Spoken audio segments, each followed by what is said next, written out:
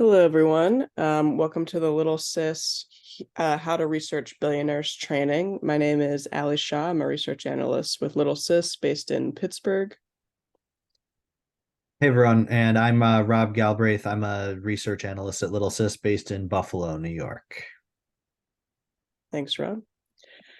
So just to start off, I'll go over just what Little Sis is for anyone that might not know. Little Sis is a small research watchdog nonprofit that does power research and power mapping on powerful people and organizations around the country.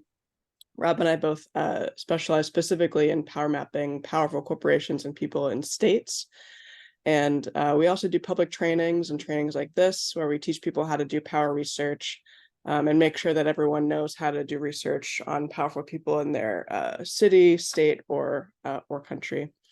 And then we also have a tech program. We have our flagship littlesis.org, which is an open source like wiki site. We call it the involuntary Facebook of the 1%, that has houses research on powerful people and corporations for people to use on different campaigns. And then we also have our Olographer tool, which is a power mapping tool. You'll see some of those power maps in this presentation that can help you visualize who's in power and all the different ways that you can access people in power or influence them.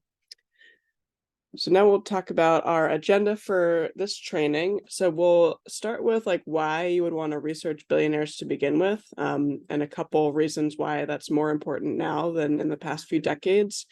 Then we'll get into some tools, research tools and resources that you can use, like how to create a billionaire profile or find them online, how you can research their campaign contributions, how you can find scandals and lawsuits related to your billionaire in question. We'll go over how to find their assets like houses, private jets, yachts, things like that. And then we'll get into some power mapping of those connections and get into some examples of how people have used this research in practice on a campaign. So first, why would you want to research a billionaire? Most of our work centers around corporations and corporate control over our elected officials. And that's definitely related to billionaires because a lot of them run those corporations. But you'll see in this presentation, billionaires have immense influence over our society, not just through the corporations that they run, but they, own sports teams, social media sites. I'll go through a couple examples of those, but they have immense power and control over our politicians at a federal level, state level, and even local level more so. And they wield that power to influence policy to their benefit. So as an example, I think a lot of them really care about their tax rate being lower. And you can see from the Americans for Tax Fairness, billionaires pay on average just 4.8% of an income tax rate, which is far, far lower than what everyday people pay. And that's partly because of the influence they have over our political system.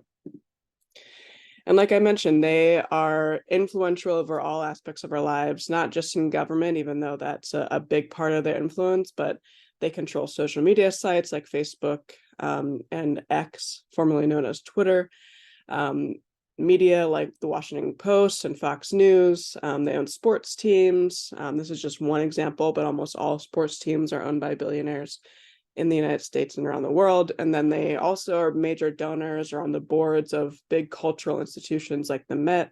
And they get their names, real big on these wings of art museums, hospitals, big donors to symphony orchestras. So they really get their name out there. You'll probably see, billionaires' names on lots of buildings in your city or your university.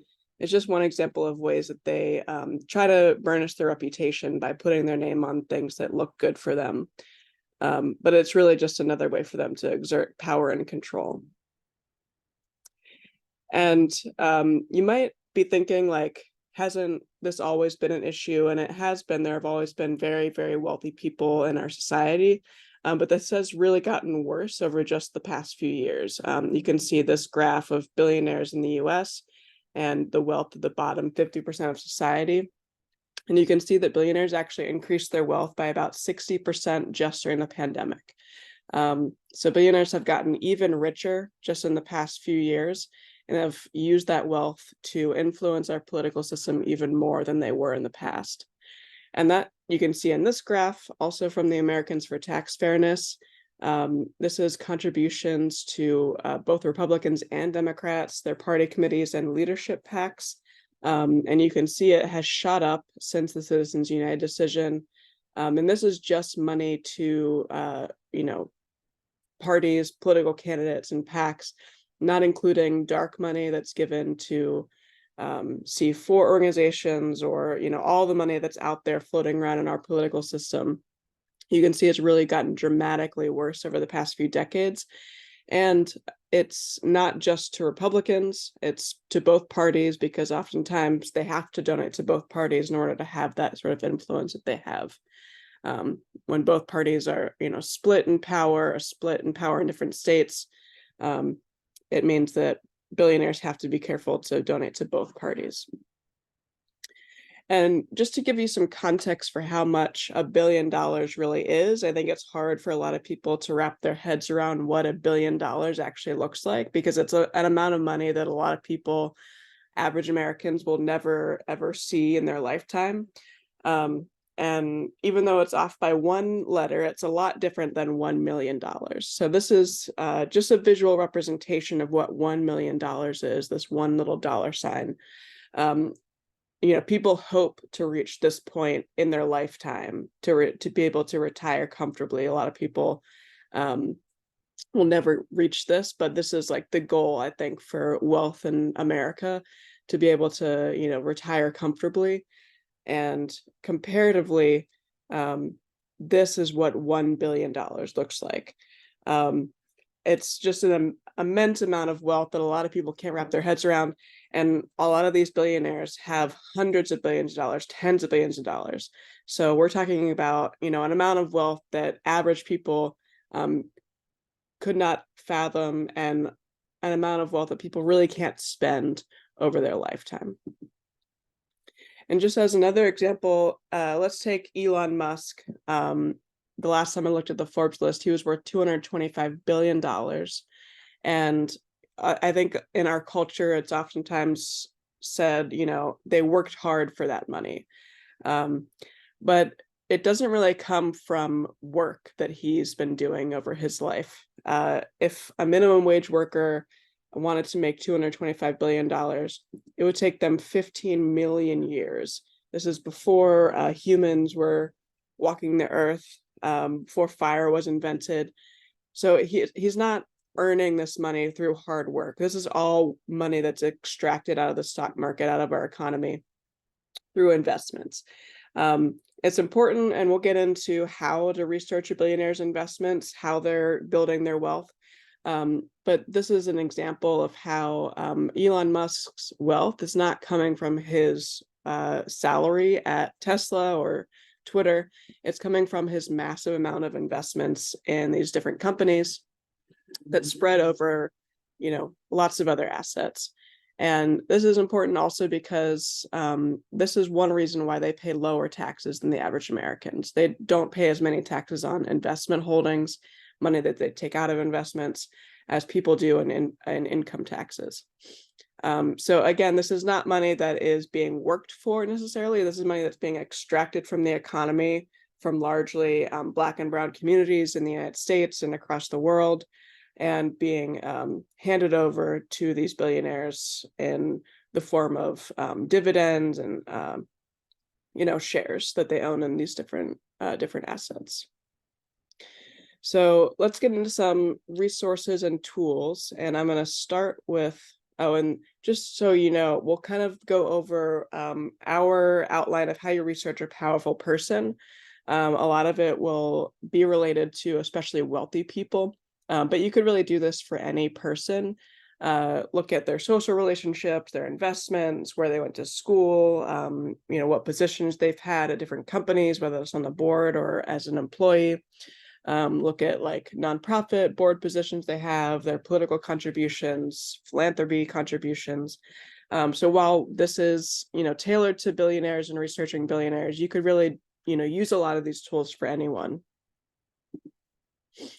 And I'll start with a pretty basic tool to look at if you're researching billionaires, the Forbes list.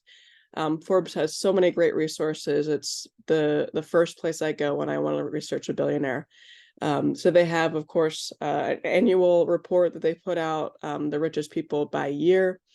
They also have a map, and I'll show all these things and what they look like. They have billionaires, the richest person in each state. They have a real-time billionaires list, which shows you real time, because their wealth changes kind of dramatically over hour by hour because of their stock holdings. So it'll show you like who was the richest at that time and how it fluctuates. And it'll also have profiles on billionaires that are extremely helpful, and the first place you should go. So this is an example of, the richest people by year list. This is an annual list that they publish, so it's not real time, but it's richest people year by year. This is what their richest person in every state map looks like. And there are links in this PowerPoint for anyone that's interested. But if you Google Forbes richest person by state, you can come up with this and just click on their profile picture here, and it'll take you to their profile. This is what the real-time billionaires list looks like. So you can see that green arrow, meaning their net worth changed by $2.6 billion, which is, again, that wild fluctuation just because of their money being tied up in stocks that fluctuate wildly. It'll tell you the source of their money, so like where the majority of their wealth is held, usually in investments in those certain companies, and then where they live. So you can see the 3 out of the 4 top billionaires are in the United States, and you can see a little bit about where their net worth comes from and their total net worth there. And if you click on one of the profiles, one of the people in that list, you can go to their profile. It's an extremely helpful resource that gives you a little bit of a summary about them, their age, how they made their wealth, their residence, the city they live in, where they have their primary residence, where they have citizenship, whether or not they're married, and their children. So that can be important because a lot of times it's not just wealth being held with one person, it's the wealth of a family. That's especially true for like legacy wealth that's passed down through generations, or shares passed down in a company through generations. And you might be researching one person and then realize that their son is also on the board of this nonprofit, or runs their foundation, or their wife runs their foundation. Also, I'll get into this with the campaign contributions, but because there are limits on how much one person can give in some states and cities, oftentimes other people from their family will donate to broaden their impact and make it from 2 different people technically, but it's coming from the same source. So it's important to have an idea of who else is in their family and the power within their family as well. It also tell you where they went to school. And my favorite tool that Forbes has is this wealth graph. And you can hover your cursor over each bullet to see what their wealth was exactly at that time of the year. And for a lot of people on this list, their wealth shot up after 2020 with the pandemic. It's just a good resource to see when they made their wealth, how it's grown, or how it's decreased. And then, of course, you can use the littlesis.org tool. Our database has a lot of billionaires on it. You can see their business positions, board memberships, a little profile. And then we also have other connections that they have to other companies, campaign contributions. We have family members listed on a lot of them. You can see a lot of different information. So if you are researching a billionaire, you can definitely start with Little Sis as well to see if you can get what you're looking for on their profile. And then getting into campaign contributions, I have a couple tools here that are my go-to resources. The first is fec.gov/data.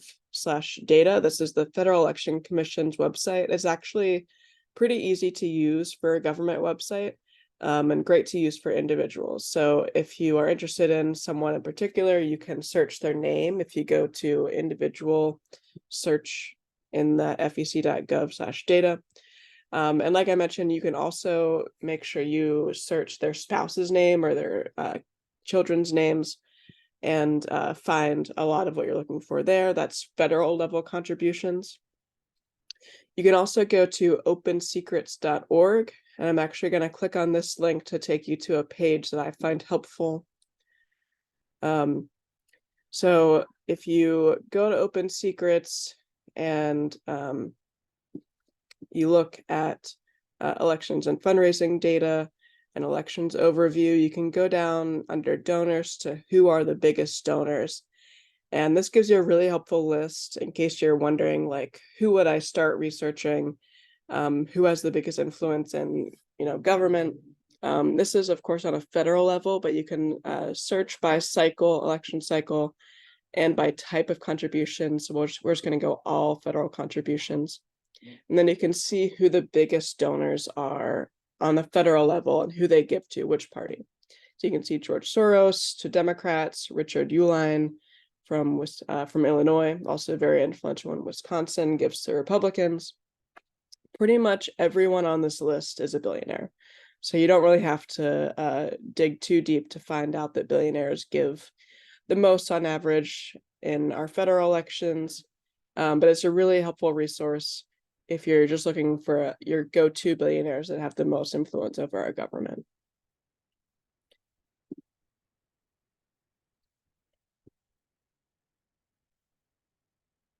So, like I said, the Open Secrets and the FEC is really useful for federal contributions. Each state has their own, site or search tools for state level campaign contributions.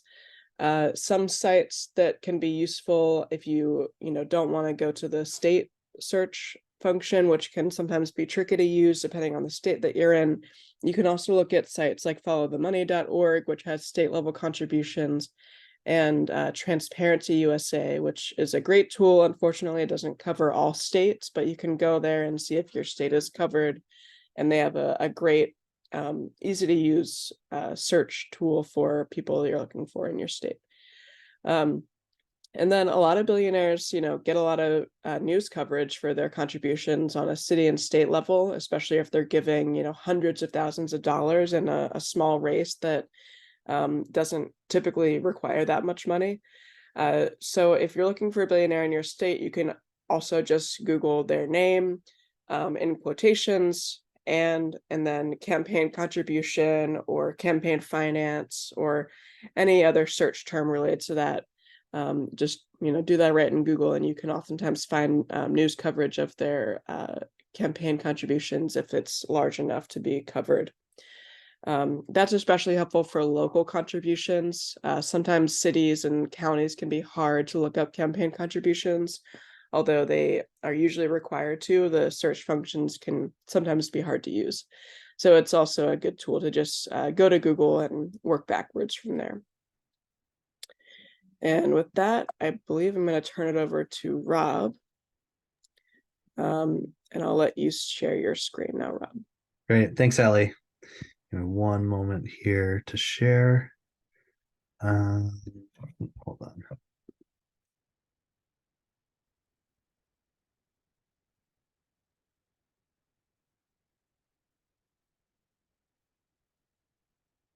Just got to find our slide. Great. Okay, so yeah, I'm going to start talking through some of the different more tools that we can use to did I lose it? Or are we seeing my screen right now? Because no, not yet. I've lost it. Nope. Where did it go?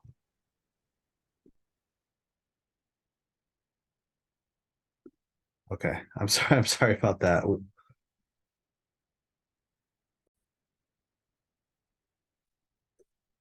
All right, so yeah, I'm going to talk through some other tools and methods that we can use to, if you think back a few slides ago to the the little flow chart that Ellie showed of all the different things we want to research or look into for a particular research subject, whether that's a billionaire or any other type of individual. Um, so yeah, I guess one of the things you're going to hear me kind of repeat over and over here is starting with web searches. I still think this is really one of the best places to start. Ellie mentioned using web searches even for campaign finance records, but yeah, pretty much any subject, we'll start with a web search. And so if we're talking about billionaires, one of the things we might be interested in is documenting some of the harms that this sort of like mass accumulation of wealth by one private individual or a private clique of individuals, documenting the negative impacts that has on our cities, our states, our communities. So one way you can start pulling this information together is by searching for scandals, whether that's lawsuits that have been filed against billionaires or their companies, um, you know, various scandals that may have made it into the press.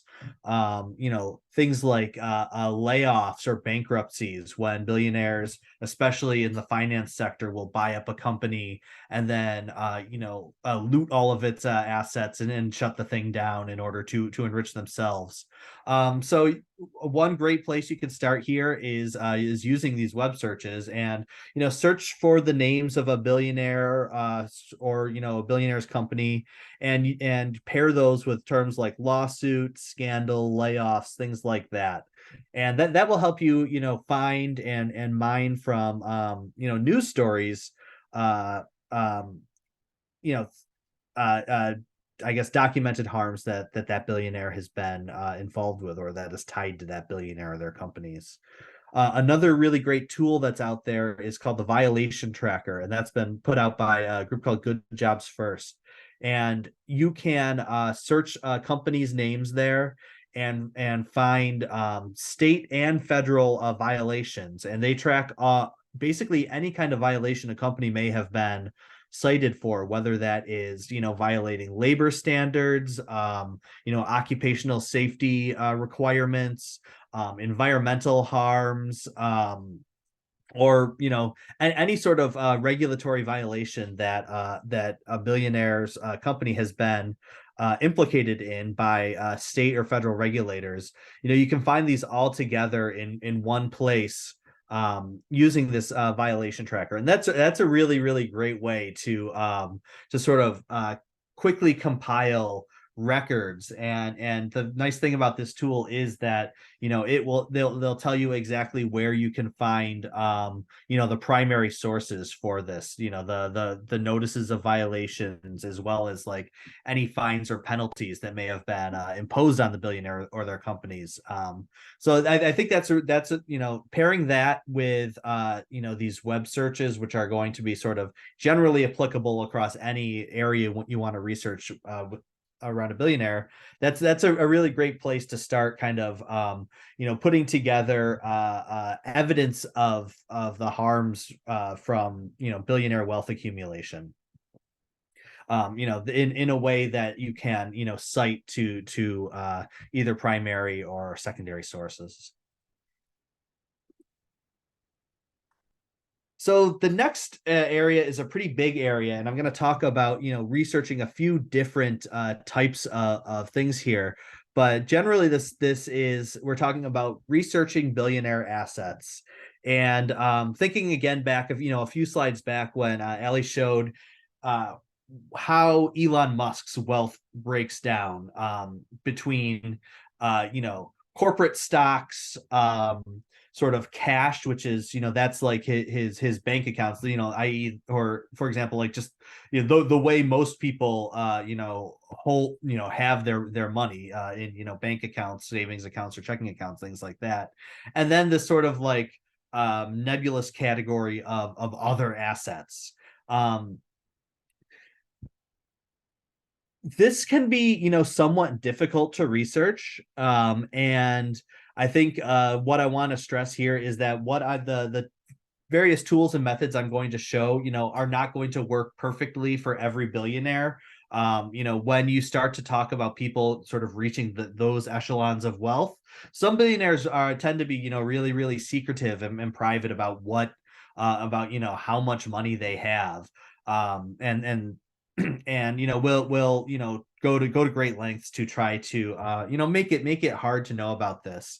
So the tools here are not are not going to be, it's every one of these is not going to work for every billionaire, but the way I'm presenting basically things to try, or roads that you're going to want to follow when researching billionaires, in order to learn as much as you can, in order to develop as much of like a complete picture of where their how their money is sort of manifests in the real world, and what are their connections to other businesses, people, what their sort of their social networks, what are the sort of the whole kind of like profile of how this billionaire sort of exists and moves in the world.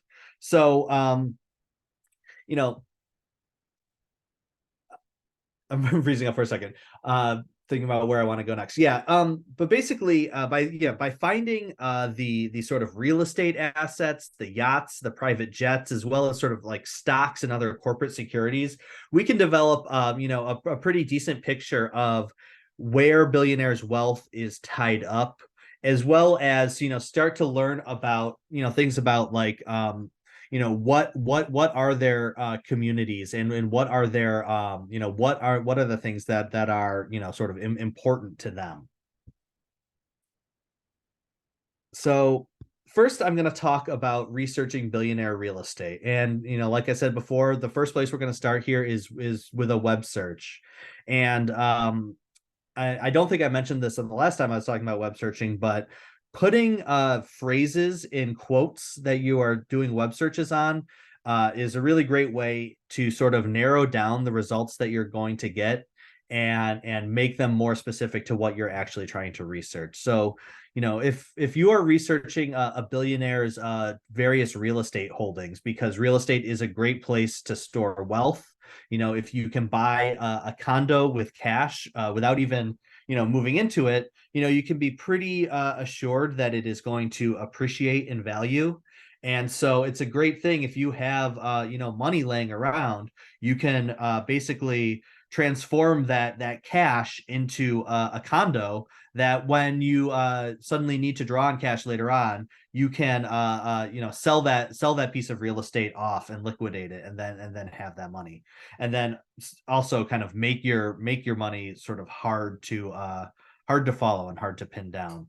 So do web searches for billionaires' names, putting them in quotes, and pairing those with terms like mansion or condo or estate. When researching billionaires' real estate, really good sources to pay attention to are the real estate and business press. So I'm talking about outlets like Curbed or The Real Deal, which are basically very focused on real estate, and sort of write about large real estate transactions. Also, you want to pay attention to various business journals. Many larger city or mid-sized to larger cities across the United States will have a business journal that's published there, and very frequently those journals will write about local real estate deals involving billionaires or other really, really wealthy people. Another place that you want to be looking is using your local property record databases. And this is something where it can be sort of a hit or miss depending on where you live. Most places will have a publicly available, free to use property record database, where you can search for a billionaire's name, or the names of their company, their corporations, or possibly their LLCs in local records, and see what properties they own. I think one thing to be extra aware of here is that, again, thinking about the sort of like the phenomenon of the secretive billionaire that doesn't want to disclose, what the extent of their wealth and the extent of their holdings. Very frequently, they will be using things like LLCs to hold their property. So this is where sort of combining these methods can be really helpful, because it's possible you may read an article in a business journal about a billionaire buying a particular piece of real estate, and sometimes that reporting will even mention like, oh, they bought it through an LLC, or if you get really lucky, they'll even tell you the name of the LLC they bought it through. But by sort of combining the different sources you're looking at, even if you read a business journal article that talks about a billionaire buying a specific property through an LLC, if you then look up that property address in your property database, you will be able to find out what the name of that LLC is, even if the business journal didn't report that. And then you have, again, another data point in this profile that you're building up of your billionaire, that will sort of help you understand, again, where their money is, what's important to them, and help you start to think about what are ways that we can sort of try to challenge their power. Another place where you might find billionaires' real estate holdings is by looking at the records created when they make political donations, because when you make a political donation at the federal level, and in many, many, many states, if not all states, you have to supply some sort of address associated with your donation. And this is in order to help, elections regulators enforce things like maximum contribution limits and things like that. So you have to provide an address when you make a political donation.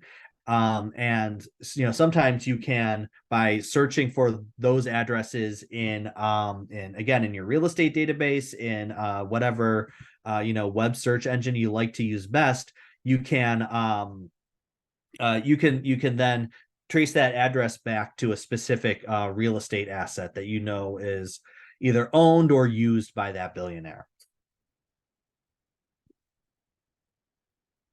So this is an example of some of this research at work. We can see some like headlines here around 740 Park Avenue, a very a prominent building in Manhattan where many billionaires live or have lived. We have a little map here of some of the billionaires who live at 740 Park Avenue, or have very recently, anyways, including Julia Koch, who is the widow of David Koch, who was one of the Koch brothers, Steven Schwartzman from Blackstone, Ron Lauder, Izzy Englander, Howard Marks.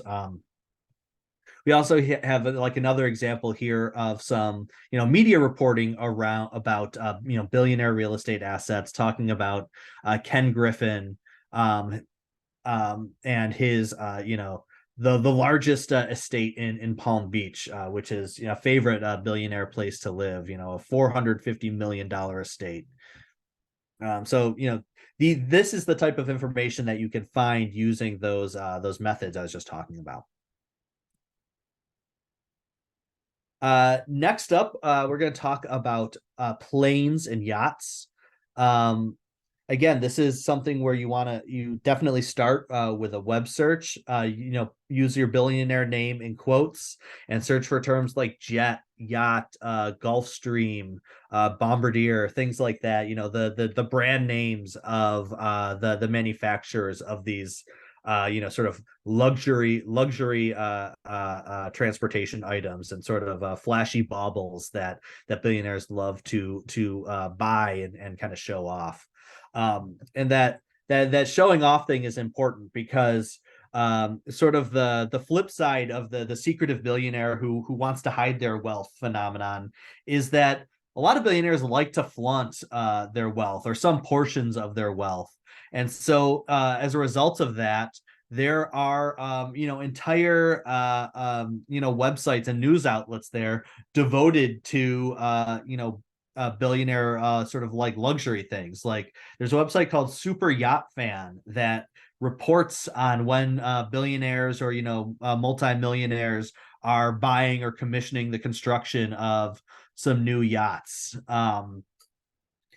Um, and we'll often have entire stories about that, with that kind of include like great photos of the yachts in question. I think this one here is this one here is the top 5 2. This is a yacht owned by one of my local billionaires, or I guess he's not a local billionaire, but a billionaire who has a lot of influence in my city of Buffalo. Terry Pagula, the owner of the Buffalo Bills and Sabres football and hockey franchises, although he is a Boca Raton, Florida resident. This is one of his yachts, and we got this photo from reporting about Pagula in Super Yacht Fan. Another tool, which I'm actually going to do a demonstration of now, is the FAA aircraft registry. And this is another sort of public database. It's maintained by the Federal Aviation Administration, the federal government.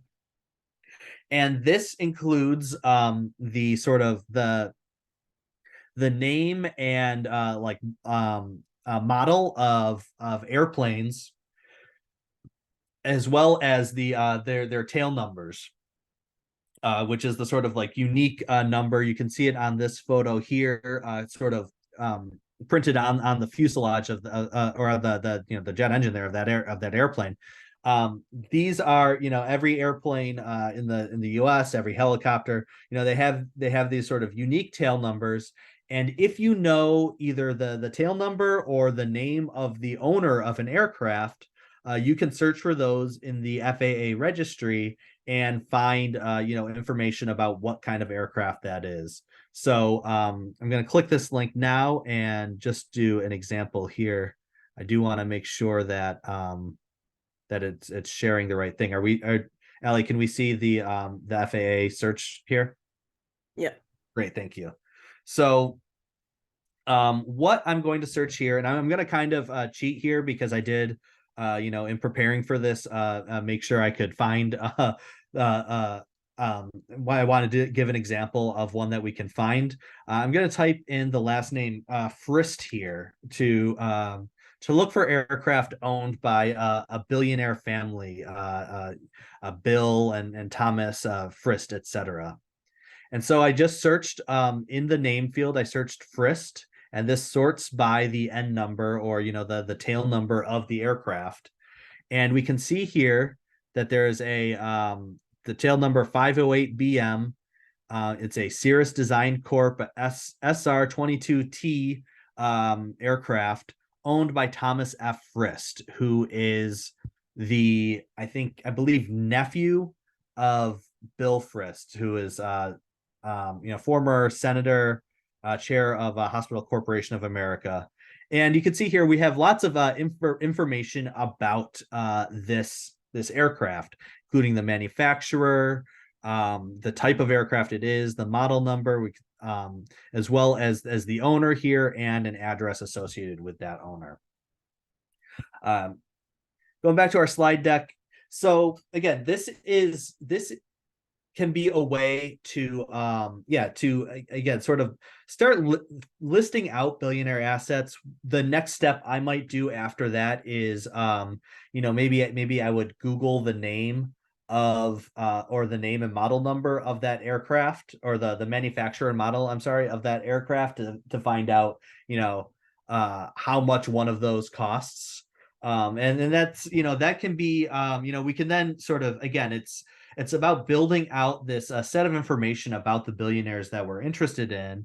And then, further down the line, as we start to get into like campaign strategy and tactics, this might be something we want to talk about when, especially, if we're pairing this with, this documentation of the harms that billionaires have inflicted on our communities, we can then point directly to what they do with the money they get from from poisoning our environment, from exploiting our labor, from corrupting our political process. We can find information about the toys that they buy themselves with this money.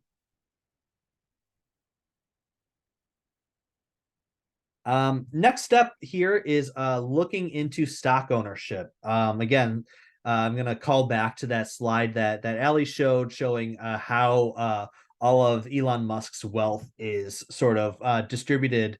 His ownership of equity in various corporations, Tesla, SpaceX, the Boring Company, etc. Really, that was the sort of biggest pot of where Elon Musk's wealth is. Um, there's a few different ways that we can research a billionaire stock ownership. In general, it's going to be easiest to research what what publicly traded companies that billionaires are invested in. But and that is because publicly traded companies are required to make lots of filings with the Securities and Exchange Commission, and especially individuals who have roles at those companies have even more reporting requirements. And for example, since Elon Musk is the CEO of Tesla, as well as its biggest stock owner, every time he buys or sells Tesla stock, he has to report that to the SEC. And so we can, use those filings to, keep track of how much a stock that Elon Musk owns. There's another tool called Whale Wisdom that what that does is it sort of accumulates all of these filings that have to be filed when major investors like insiders or hedge funds disclose their public investments. Whale Wisdom sort of aggregates all of those filings together in order to, and they create very sort of useful lists of the top owners of various companies. And sort of like on the flip side, they'll create lists of all the companies owned, all the publicly traded stock owned by specific owners. That is really great for researching the holdings of hedge funds, which is, that is in the United States, a major sort of vector for billionaires to accumulate a lot of wealth is through, financial management, investing other people's money in companies, and sort of, taking fees in the form of, a percentage of the assets that they're investing for people, as well as a share of the profits from that. So we can, for if we're interested in a billionaire hedge fund manager, we can see all of the companies that billionaire is is investing the money they manage in, using Whale Wisdom. I'm actually going to show an example of Whale Wisdom now, with Elon Musk and Tesla. Again, this is because because Elon Musk is what's known as an insider. He is the CEO and I believe a board member at Tesla, and that means he has to make these filings every time he buys or sells Tesla stock.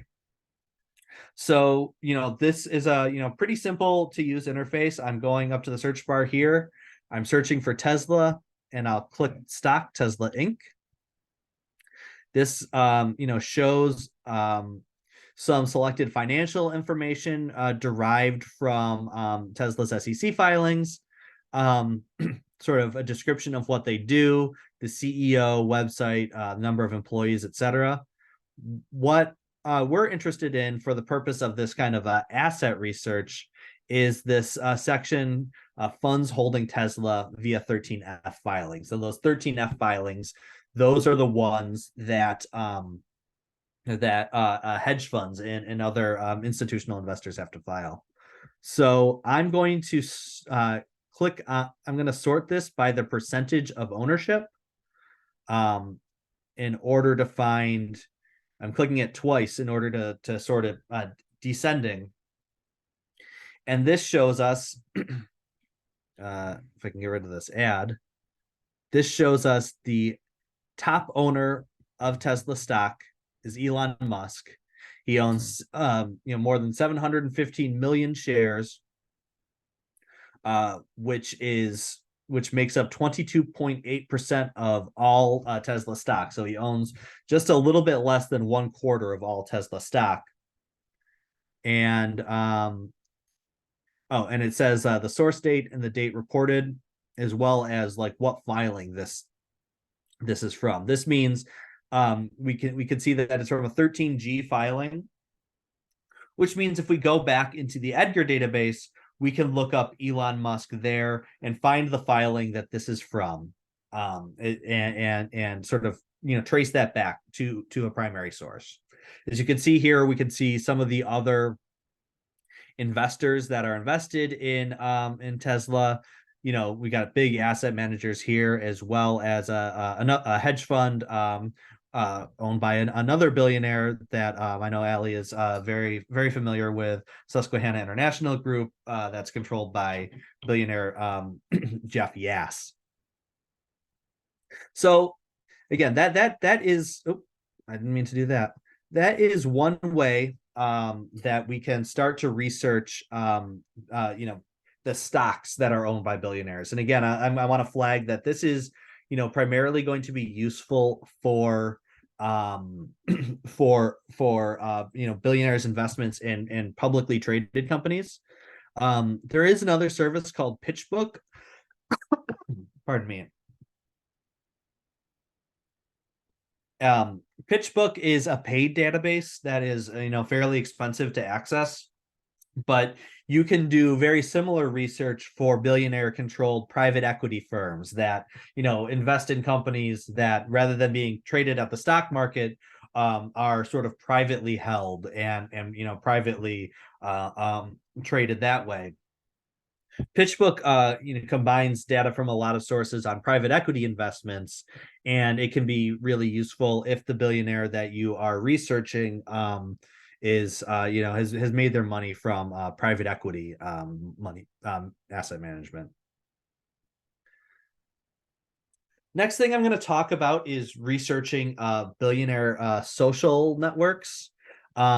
And Ali was talking about the importance of this kind of at the top of this training here, but billionaires exert social power through their donations and seats on the boards of various philanthropic organizations, cultural institutions, and I think another really important things here are colleges and universities, and hospitals and healthcare institutions. Very frequently you will see, buildings or even entire campuses in the sort of education or healthcare sectors named after billionaires. And this is again a way for billionaires to sort of launder their reputations, sort of make a name for themselves as donors and philanthropists rather than as sort of extractors and wealth hoarders. But it also, allows them to sort of exert soft social power by, making donations to nonprofit institutions, colleges, cultural institutions, joining, exclusive clubs. It gives billionaires sort of access to other powerful people that they can then sort of build friendships and relationships that they can then leverage into favorable policy, especially if they are hobnobbing with the people who are directly involved in creating and setting policy. So again, this is a place where we're going to start with web searches to with billionaires names and words like donations or grants or things like that, to find either stories about billionaires making donations to nonprofit organizations or cultural institutions, or maybe even better, events that billionaires have either been present at or will show up at, honoring them, or things where you can expect to find them, things like museum galas, or sort of marquee concerts in the case of like a philharmonic orchestra or things like that. Another tool that we can use, a really great tool to find billionaire connections to nonprofit organizations, is ProPublica's Nonprofit Explorer. this is a tool that lets you find required tax filings made by any nonprofit organization, whether that is like a direct service provider, a charitable foundation, a college or university, as long as it's a private college or university, I should say. All of these have to make, because they're nonprofit organizations, their tax filings have to be made public. ProPublica has sort of compiled them all together, and you can actually, using the advanced search function on their tool, you can search for a billionaire's name and find every nonprofit filing that they have digitized with that name on it. So you can very easily go in there and find billionaire board seats at various nonprofit organizations. Again, this is, I put this under the heading of billionaire social networks, because this is about identifying, again, the causes and organizations that are important to billionaires, and finding out about some of the people that billionaires associate with, I guess in their free time. So now I'm gonna pause. I'm gonna stop the share here. I'm gonna hand it back to Allie, who's going to kick us off talking a little bit about how campaigns have used this research on billionaires to amplify campaigns. Yeah, thanks, Rob. So we're going to give a couple examples of campaigns that use this research, like Rob said, to actually hold billionaires accountable for their role in our democracy and our social and civic life in general. So like Rob mentioned, one of the billionaires that I do a lot of research on is Jeffrey Yass. He is the richest man in Pennsylvania and is the managing director of Susquehanna International Group, a private equity, private investment firm outside of Philadelphia.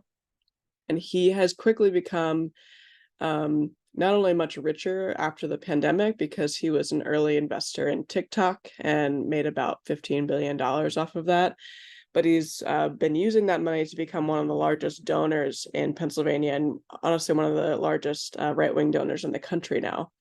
You can see like one example of his donation of $22 million to a Students First PAC, which is one of the many PACs that he has set up in Pennsylvania that he funnels money through. And people in Pennsylvania are starting to take notice of who he is and how he is influencing our state and local elections. So there have been actions, protests outside of his house, outside of his office. You can see on the left there, people demanding that he stop participating in the way that he does in our elections. He has donated more to state level politicians and state level elections. He's donated more in the past 5 years than all top 20 corporations combined. So that gives you a sense of how large his influence is. And people are really saying like that shouldn't go unnoticed. That shouldn't be allowed without being called out and made aware to the general public what the ads they're seeing, who is paying for them, and where that message is coming from. So not only have there been actions outside of his office, but there have been trainings and pop ed sessions, popular education sessions all around the state to make people aware of who he is, and get people to really understand like his sheer amount of wealth and what we could do with that money if he was taxed at a fair rate that you and I are taxed at. And not only is he being called out for his role in elections in the United States, but he has also been called out by a lot of people for his role in trying to dismantle democracy in Israel. You can see that photo in the center there. Him and his colleague at Susquehanna International Group were funding a right-wing organization in Israel that was helping Netanyahu dismantle the Supreme Court. So this can be a multinational movement to target billionaires for their role in destructing democracy in all over the world. And I will kick it over to Rob for another example. Great, thanks, Ellie. So yeah, I'm showing. We got here some a bunch of various clips related to billionaire activism in New York State. And this is really, this is from an ongoing campaign in order to make the rich pay a fairer share in New York State taxes specifically. Um, this these campaigns have used a lot of these research tactics. So sort of in the middle here you can see a report that I worked on along with a bunch of the organizations that make up the Invest in Our New York coalition on ties between our now former governor Andrew Cuomo and a bunch of billionaires both in and outside of New York State. So you can see one of the one of the actions taken as part of this campaign was to show up to Cuomo's birthday party, where every year he would have a throw a really lavish birthday party for himself that also doubled as a campaign fundraiser. Something that we knew from history that we would very frequently, or very likely, find billionaires at. So organizers with the Invest in Our New York coalition showed up to Cuomo's birthday party with a cake that said, make billionaires pay, right on there. And we sort of timed that with the release of this report, showing how, throughout his entire political career, Cuomo was backed by, some of the very richest people in New York State. On the right side of the screen here, we've got some, like, a headline and some photos from an action taken at 740 Park Avenue. That if you think back to a few slides ago when I was talking about researching billionaire assets, and I talked about how there was this sort of concentration of billionaires at this one Park Avenue address. So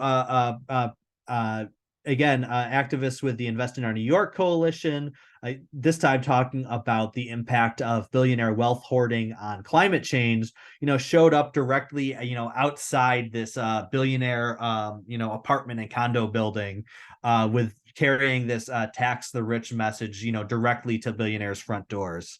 Last sort of example here that I'm going to talk about is, again, using research into billionaire assets, billionaire social networks, bringing the fight directly to places where we know billionaires are, we know that billionaires care about, but where they might not be expecting to confront people who are angry with the impacts the impacts and harms caused by billionaire wealth extraction. We've got some a couple different direct actions that were taken in the Hamptons, the sort of favorite summer getaway for New York's ultra rich out on Long Island. So at the top here, we have activists who blocked access to a Hamptons airport, where billionaires we knew would be flying in and out of for their sort of week-long or weekend Hamptons trips. We also have a headline about a march through the downtown of one of these rich little Long Island towns, highlighting the harms in terms of driving climate change, of generally of extreme wealth inequality. Again, bringing this message directly to a place where we know that billionaires could be found, with that we knew that they cared about. And it's sort of using this research into billionaire assets, billionaire social networks, billionaire political networks, to find creative ways and sort of ways that might not have initially occurred to us to to sort of carry this message and bolster campaigns that are trying to that are meant to challenge billionaire power. Thanks, Rob. So that brings us to the end of the training. We just wanted to point you to a couple resources. Of course, we have our contact information down at the bottom there, and you can also follow us on Twitter, where you can get updates about future trainings and resources that we put out, reports, blog posts, things like that. You can find other trainings that we do on our website, publicaccountability.org. And also, if you want to help support these trainings in the future, you can go to publicaccountability.org/donate. You can sign up for our newsletter, where again, you can learn about trainings like this or other things that we have going on at Little Sis in the future, and where we put out original research. And you can find other trainings like this on our YouTube page if you search for Little Sis. We have trainings on how to use the Little Sis database, on how to use our oleographer tool, and other research trainings similar to this, like how to research your local chamber of commerce, how to do power mapping of nonprofits and police foundations, and lots of other trainings. So stay in touch, and thank you so much for attending the How to Research Billionaires training. Yeah, thanks again, everyone.